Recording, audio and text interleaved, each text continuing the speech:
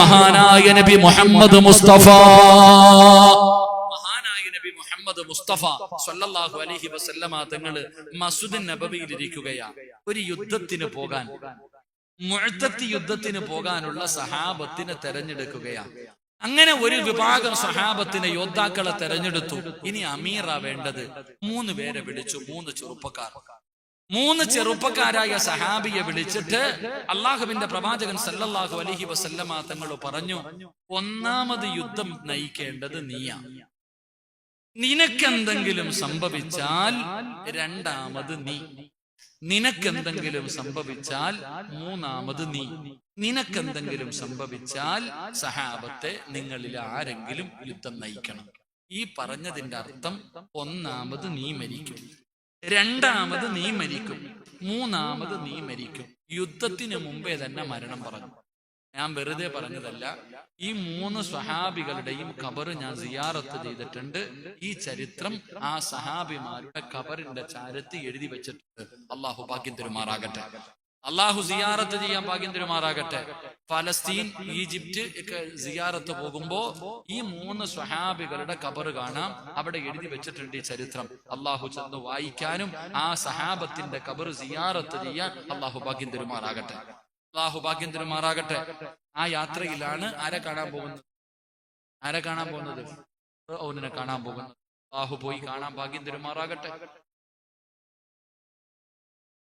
നീ പറ, വേണ്ടേ? അവനെ കാണണ്ടേ? മനുഷ്യന്മാരിപ്പ പിന്നെ എന്തിനാ അള്ളാഹ് അവനെ കടലിൽ ഇട്ടിട്ട് നശിപ്പിക്കാതെ എടുത്തു വെച്ചിരിക്കണേ? കടലിനകത്ത് കടന്നിട്ട് 300, 3000, 300 കൊല്ലം കടലിന്റെ അകത്ത് കടന്നിട്ട്, ഉപ്പുവെള്ളത്തിൽ കടന്നിട്ട് നശിക്കാതെ ഈ ശൈത്താനെ എടുത്ത് അള്ളാഹ് അവിടെ വെച്ചിരിക്കുന്നത് പിന്നെ എന്തിനാ? അള്ളാഹ് കാണാൻ വേണ്ടിയാ വെച്ചിരിക്കണത്. അള്ളാഹു പോയി കാണാൻ ഭാഗ്യം തരുമാറാകട്ടെ. നമ്മൾ യാത്ര പോയപ്പോ ഒരു വാപ്പ ഇവനെ കാണണമെങ്കിൽ ഈജിപ്തിൽ ചെന്നിട്ട് മ്യൂസിയത്തിന്റെ അകത്ത് കയറണമെങ്കിൽ പൈസ ഉണ്ട്. എല്ലാം കണ്ടു കഴിയുമ്പോ ഇവനെ കാണണമെങ്കിൽ പ്രത്യേകം $9 കണ്ട. ഇവനെ ഒരുത്തനെ കാണണമെങ്കിൽ പ്രത്യേക പൈസ കൊടുക്കണം. VIP അല്ലേ? എല്ലാരും കയറി, ഒരാള് മാത്രം കേറണില്ല. അപ്പോ വാപ്പ നിങ്ങൾ വരണില്ലേ? ഞാൻ വരണില്ല. വിചാരിച്ചു പൈസ ഇല്ലാത്തോണ്ടായിരിക്കും. പൈസ ഇല്ലാത്തത് കൊണ്ടാണ്. എന്റെ പ്രിയമുള്ളവരപ്പോ ഈ നമ്മള് പൈസ ഇല്ലാത്തോണ്ടാന്ന് വിചാരിച്ചു. വാപ്പ പൈസ നമ്മൾ കൊടുക്കാം. അള്ള വെറുത്തവനെ എനിക്ക് കാണണ്ടാന്ന്. എവിടെ പോയി നിന്നിട്ട്? ഈജിപ്തിൽ പോയി. അങ്ങനെയും ചില ആൾക്കാരുണ്ട്. ശരി. അപ്പൊ ഈ 3 സ്വഹാബികളുടെ മരണം യുദ്ധത്തിന് മുമ്പേ പറഞ്ഞു. എന്നിട്ട് പറഞ്ഞു എല്ലാരും ഒരുങ്ങാൻ പറഞ്ഞു. പോയി റെഡിയായി വരാൻ പറഞ്ഞു. സഹാബത്ത് മുഴുവനും വീട്ടിൽ പോവാ.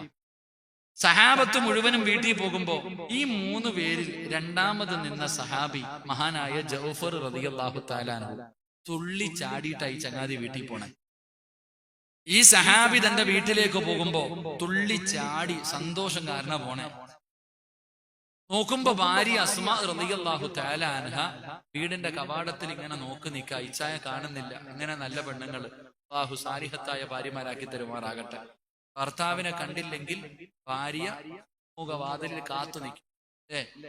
പണ്ടത്തെ പെണ്ണുങ്ങൾ അങ്ങനെ, ഭർത്താവ് വീട്ടിൽ വരാൻ വേണ്ടി കണ്ടില്ലെങ്കിൽ വീടിന്റെ കവാടത്തിൽ കാത്തു നിൽക്കും. ഭർത്താവ് വന്ന ഉടനെ ചിരിക്കുന്ന മുഖത്തോടെ വീടിന്റെ അകത്ത് വിളിച്ചുകൊണ്ടിരുത്തി ഭർത്താവിന് ഭക്ഷണം വിളമ്പി കൊടുക്കും. എന്നിട്ട് കാത്തു നിൽക്കും. ഭർത്താവിന്റെ കൂടെ ഇരുന്ന് കഴിക്കാറില്ല.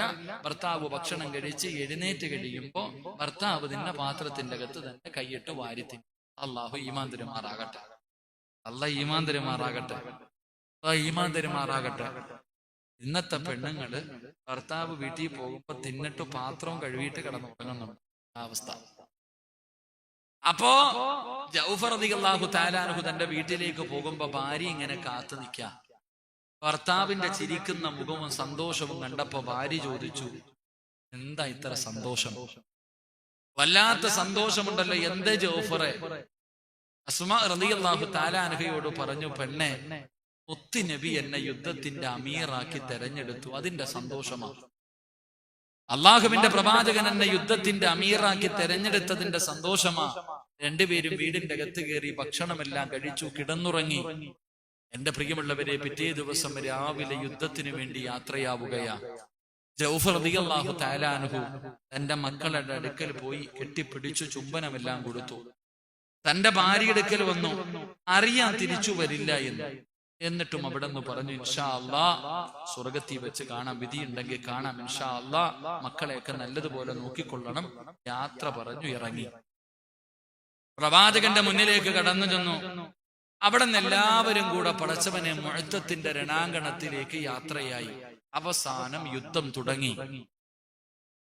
അള്ളാഹുവിന്റെ പ്രവാചകൻ പറഞ്ഞതുപോലെ ഒന്നാമത്തെ സ്വഹാബി യുദ്ധക്കളത്തിൽ യുദ്ധം ചെയ്തുകൊണ്ടിരിക്കുമ്പോ വെട്ടുകൊണ്ട് പിടഞ്ഞ് താഴെ വീണു. ജൗഫർ റളിയല്ലാഹു തആല അൻഹു ഓടിച്ചെന്ന് ഇസ്ലാമിന്റെ കൊടിയെടുത്തു.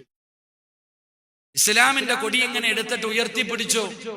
ആ സഹാബ എന്ന് വിളിച്ചുകൊണ്ട് യുദ്ധത്തിന് മുന്നോട്ട് പോയി. ഇടത് കൈപ്പത്തി അങ്ങ് വെട്ടി മുറിച്ചു കളഞ്ഞു. കൊടി താഴെ വീണു.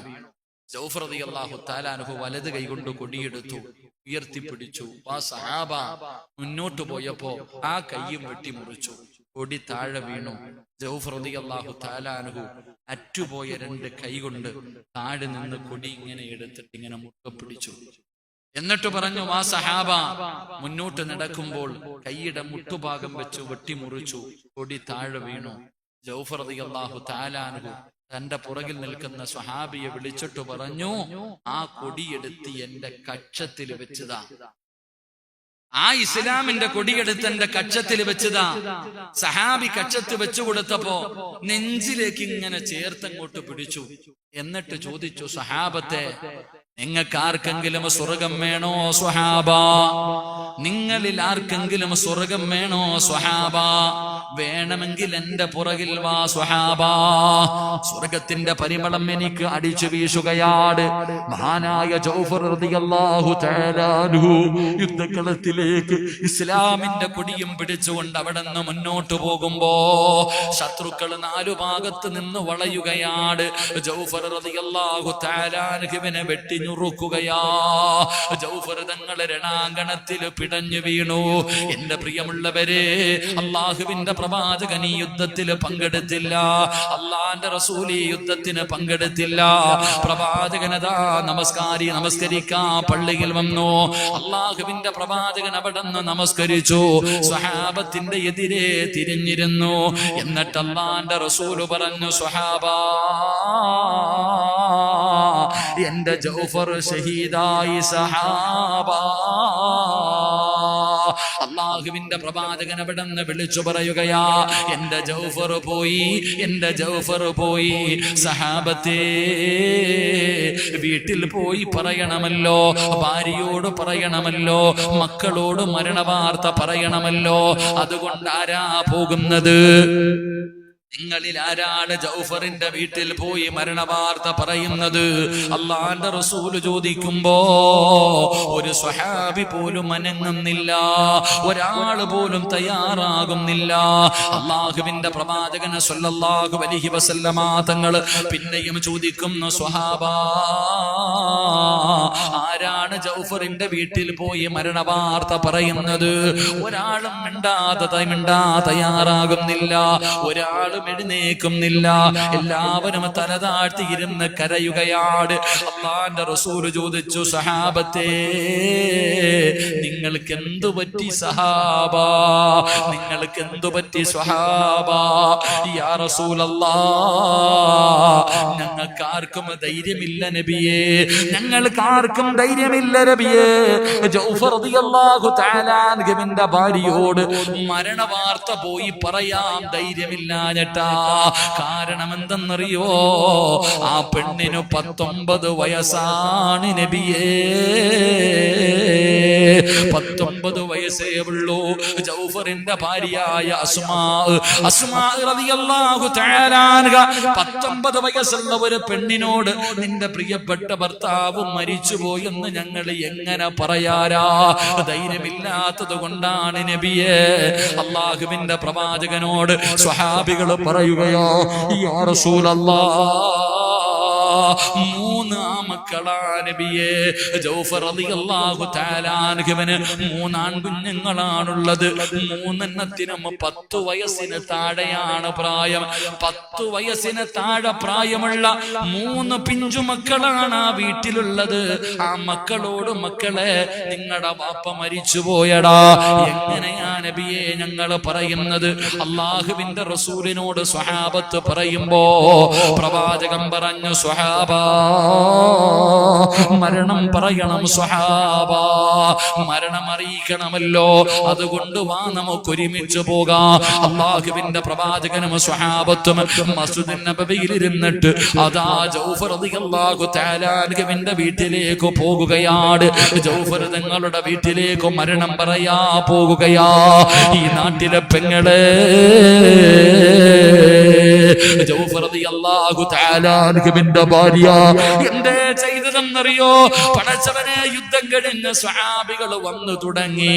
തന്റെ ഭർത്താവ് വരാ സമയമായി. 3 മക്കളെയും എണ്ണ തേപ്പിച്ച് കുളിപ്പിക്കുകയാ. 3 മക്കളെയും എണ്ണ തേപ്പിച്ച് കുളിപ്പിച്ചു. അല്ലാഹുവേ, നല്ല വസ്ത്രം ധരിപ്പിച്ചു വീടിന്റെ മുന്നിൽ നിർത്തിയിരിക്കുകയാണ്. കേറി വരുന്ന ഭർത്താവിനെ കാണാൻ, കേറി വരുന്ന ജൗഫർ തങ്ങൾക്ക് കാണാൻ 3 മക്കളെ ഒരുക്കി വീടിന്റെ മുന്നിൽ നിർത്തിയിരിക്കുകയാണ്. പടച്ചവനെ, 19 വയസ്സുകാരി അടുക്കളയിലാണ്. തന്റെ ഭർത്താവിന് ഇഷ്ടപ്പെട്ട ഭക്ഷണം, തന്റെ ഭർത്താവിന് ഏറ്റവും ഇഷ്ടപ്പെട്ട ഭക്ഷണം അടുക്കളയിൽ ഇരുന്ന് വെച്ചുകൊണ്ടിരിക്കുകയാണ്. അപ്പോഴാണ് മക്കള് വിളിച്ചു പറയുന്ന, ഉമ്മാ, അള്ളാഹുവിന്റെ പ്രവാചകനും നമ്മുടെ വാപ്പയും വരുന്നുമ്മാ. അള്ളാഹുവേ, മുത്തുനബി വരുന്നുമ്മാ. കാരണം മുത്തുനബിയുടെ പുറകിൽ വാപ്പ കാണും. മക്കൾക്ക് വല്ലാത്ത സന്തോഷമായി. അള്ളാഹുവിന്റെ പ്രവാചകൻ കടന്നു വന്നപ്പോ 3 മക്കളും ഇറങ്ങിയോടി റസൂലുള്ളാഹിന്റെ കയ്യിൽ പിടിച്ചു ചുംബിക്കുകയാ. മുത്തുനബിയുടെ കയ്യിൽ പിടിച്ചു ചുംബിച്ചു. അള്ളാഹിന്റെ റസൂലിന്റെ കയ്യിൽ പിടിച്ചു ചുംബിച്ചു. എന്നിട്ട് മക്കള് വാപ്പാനെ തിരയുകയാണ്. പുറകിൽ നിൽക്കുന്ന സ്വഹാബത്തിന്റെ ഇടയിൽ വാപ്പയുണ്ടോ, വാപ്പയുണ്ടോ? മക്കള് തിരയുകയാ. കാണാതെ വന്നപ്പോ ജൗഫർ റളിയല്ലാഹു തആല അൻഹുവിന്റെ മക്കളുണ്ടല്ലോ, ജൗഫർ തങ്ങളുടെ മക്കളുണ്ടല്ലോ, വാപ്പാനെ കാണാതെ വന്നപ്പോ അള്ളാന്റെ റസൂലിന്റെ കയ്യിൽ പിടിച്ചിട്ട് ചോദിക്കുന്നു, നബിയേ, ഞങ്ങളുടെ വാപ്പ എവിടെ നബിയേ? ഞങ്ങളുടെ ഉപ്പ എവിടെ നബിയേ? എന്തു മറുപടി പറയാനാ? അള്ളാന്റെ റസൂല് കരയാൻ തുടങ്ങി. മുത്തുനബിയുടെ കണ്ണ് നിറയാൻ തുടങ്ങി. പിഞ്ചു മക്കളോട് എങ്ങനെ പറയാനാ? 3 മക്കളെയും അള്ളാഹുവിന്റെ പ്രവാചകനെ കെട്ടിപ്പിടിച്ചു. റസൂലുള്ള കരയുകയാ, റസൂലുള്ള കരയുകയാ. എന്നിട്ട് അള്ളാഹുവിന്റെ പ്രവാചകൻ അവിടെന്ന് പറഞ്ഞു, സഹാബാ, എന്റെ ജൗഫറിന്റെ മക്കളെ സ്നേഹിക്കൂ സഹാബാ. യതീമായ മക്കളെ കിട്ടിയപ്പോ സഹാബത്ത് മത്സരിക്കുകയാ. വാപ്പാ, അവരെയൊന്ന് ചുംബിക്കാർ, അവരുടെ തലയിലൊന്ന് തടകാർ. പടച്ചവരെ, മത്സരമാണ്, മത്സരമാണ്, മത്സരമാണ്. സ്വഹാബികൾ താഴെ വെക്കുന്നില്ല. യതീമായ മക്കളെ സ്നേഹിച്ച മുത്തുനബിയുടെ കൂടെ സ്വർഗത്തിൽ ഒരുമിക്കാ. തലയിൽ തലോടിയാ പാപം പൊറുക്കുമല്ലോ. മത്സരിക്കുകയാണ്. 19 വയസ്സുള്ള പെണ്ണ് വീടിന്റെ അകത്തിരുന്ന് നോക്കുമ്പോ പടച്ചവരെ, ഈ രംഗം കണ്ടപ്പോൾ, ഈ രംഗം കണ്ടപ്പോ പറയാതെ മനസ്സിലായി, പറയാതെ തന്നെ മനസ്സിലായി. വിളിച്ചു ചോദിക്കുന്നു, നബിയേ, എന്റെ ജൗഫർ പോയോ നബിയേ? എന്റെ ജൗഫർ പോയോ നബിയേ? മുഅത്തത്തിന്റെ നേതാക്കന്മാർക്ക് എന്ത് സംഭവിച്ചു നബിയേ? എന്ത് സംഭവിച്ചു നബിയേ? അള്ളാന്റെ റസൂല് പറഞ്ഞു, അസുമാ, ജൗഫർ ഷഹീദായി. ഒരു ഭാര്യയോട്, 19 വയസ്സുള്ള ഒരു പെണ്ണിനോട്, 10 വയസ്സിന്റെ താഴെ പ്രായമുള്ള 3 മക്കളുള്ള ഒരു പെണ്ണിനോട് നിന്റെ പ്രിയപ്പെട്ട ഭർത്താവ് മരിച്ചെന്ന് പറഞ്ഞപ്പോ എല്ലാവരും ഇങ്ങനെ നോക്കി നിൽക്കുകയാണ്. എന്താണ് പ്രതികരണം? മുടിയടിച്ചിടുമോ? നെഞ്ചത്തടിക്കുമോ? ബോധം കെട്ട് താഴെ വീണുമോ? ഒന്നും സംഭവിച്ചില്ല ഉമ്മ. അവിടെ നിന്ന് ചോദിച്ചത് എന്തെന്നറിയോ? യാ റസൂലല്ലാഹ്, അല്ലാഹുവിന്റെ നബിയേ, എനിക്കൊരു എനിക്കൊരേ ഒരു കാര്യം അറിയണം നബിയേ, എന്റെ ഭർത്താവിനെ കുറിച്ച് എനിക്കൊരേ ഒരു കാര്യം അറിയണം. എന്തേ പെണ്ണെ, എന്തേ പെണ്ണെ, എന്റെ ഭർത്താവ് മരിച്ചത് നോമ്പുകാരനായിട്ടാണോ? എന്റെ ഭർത്താവ് മരിച്ചത് നോമ്പുകാരനായിട്ടാണോ? അള്ളാന്റെ റസൂല് പോലും അത്ഭുതപ്പെട്ടു പോയി. ഭർത്താവ് മരിച്ചെന്ന് പറഞ്ഞപ്പോ ഒരു ഭാര്യ ചോദിച്ച ചോദ്യം, മരിച്ചത് നോമ്പുകാരനായിട്ടാണോ? അള്ളാന്റെ റസൂല് ചോദിച്ചു, നീ ചോദിക്കാനുള്ള കാരണം എന്താ? യാ റസൂലല്ലാ, ഞങ്ങള് മണിയറക്കകത്ത് കിടക്കുമ്പോ, കിടപ്പറയിൽ കിടക്കുമ്പോ എന്റെ ജൗഫർ ഒരിക്കൽ എന്നോട് പറഞ്ഞു, പെണ്ണെ നീ അള്ളാഹുവിനോട് എനിക്ക് വേണ്ടി ഒന്ന് ദുആ ചെയ്യണേ. എനിക്ക് വലിയ ഒരു മോഹമുണ്ട്, വലിയ ഒരു ആഗ്രഹമുണ്ട്. എന്റെ ആഗ്രഹം എന്തെന്നറിയോ? നോമ്പുകാരനായിട്ട് മരിക്കണം, നോമ്പുകാരനായിട്ട് മരിക്കണം. അള്ളാടെ മുന്നിൽ പോയിരുന്ന് നോമ്പ് തുറക്കണം. നീ ദുആ ചെയ്യണേ. അന്ന് മുതൽ അസ്മാ ദുആ ചെയ്യുമായിരുന്നു. അള്ളാഹുവിന്റെ പ്രവാചകനോട് സ്വഹാബികൾ പറഞ്ഞു, യാ റസൂലല്ലാഹ്, 96 വെട്ടുകൊണ്ടിട്ട് കയ്യും കാലുമില്ലാതെ ശരീരം മുഴുവനും തുണ്ടം തുണ്ടമായി വെട്ടിഞ്ഞുറുക്കിയിട്ടിരിക്കുകയാണ്. ജൗഫർ തങ്ങളുടെ ചാരത്തേക്ക് ഒരു സ്വഹാബി വെള്ളവുമായി ഓടിച്ചെന്നു. വായിലേക്ക് ഒഴിക്കാൻ പോയപ്പോ മുഖം തിരിച്ചു കളഞ്ഞു. സഹാബി, എനിക്കിന്ന് സുന്നത്തു നോമ്പാ, എനിക്ക് നോമ്പുകാരനായിട്ട് മരിക്കണം, എനിക്ക് നോമ്പുകാരനായിട്ട് മരിക്കണം. അള്ളാടെ മുന്നിൽ പോയിരുന്ന് നോമ്പ് മുറിക്കണം. അതുകൊണ്ട് എനിക്ക് വെള്ളം തരല്ലേ. ഇതെന്റെ ഭാര്യ ദുആ ചെയ്തിട്ട് അല്ലാഹു എനിക്ക് നൽകിയതാ. കരഞ്ഞ് വിളിച്ചുകൊണ്ട് ജൗഫർ തങ്ങൾ പറയുകയാ, അവസാനം അവിടെ കിടന്ന് നോമ്പുകാരനായിട്ടാണ് മരിച്ചത്. മുത്തുനബി പറഞ്ഞു, പെണ്ണേ, റഅയ്തു ജൗഫറ മലകൈനി യതീറു മഅൽ മലായിക. നിന്റെ ഭർത്താവുണ്ടല്ലോ, മലക്കുകളുടെ കൂടെ പറന്ന് സ്വർഗത്തിലേക്ക് പോകുന്നത് ഞാൻ കണ്ടു എന്ന് ലോകത്തിന്റെ നേതാവ് പറഞ്ഞു കൊടുക്കുമ്പോ, എന്തിനായി ചരിത്രം പറഞ്ഞത്? യതീമായ മക്കളെ സ്നേഹിക്കാൻ പറഞ്ഞപ്പോ അവരുടെ തലയിൽ തലോടുകയാണ്, അവരെ സ്നേഹിക്കുകയാണ്, അവരെ ചുംബിക്കുകയാണ്. പടച്ചവന് ജൗഫർ റളിയല്ലാഹു തആല അൻഹുവിന്റെ മക്കളെ സ്നേഹിക്കുകയാ, അവര് മത്സരിക്കുകയാ. അതുകൊണ്ട് എന്റെ പ്രിയമുള്ളവരോട് പറയുകയാണ്, നാളെ പ്രവാചകന്റെ കയ്യിൽ പിടിച്ച് സ്വർഗത്തിൽ കടന്നു പോകണോ? അല്ലാഹുവിന്റെ പ്രവാചകന്റെ സ്വർഗത്തിലെ കൂട്ടുകാരാകണോ? ലോകത്തിന്റെ നേതാവ് പറയുകയാ, അന വകാഫിൽ യതീമി ഫീ ജന്നതി ഹകദാ.